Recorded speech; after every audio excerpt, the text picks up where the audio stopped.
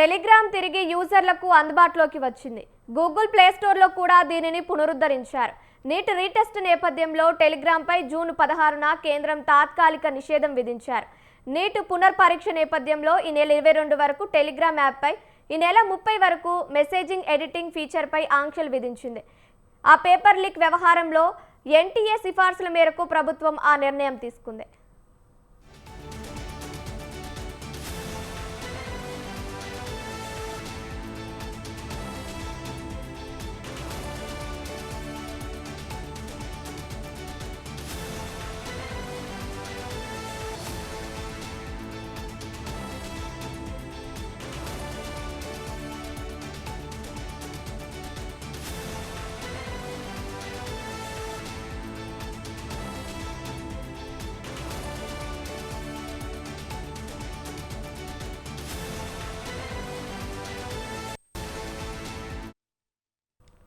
Telegram తిరిగి యూజర్లకు అందుబాటులోకి వచ్చింది. గూగుల్ ప్లే స్టోర్లో కూడా దీనిని పునరుద్ధరించారు.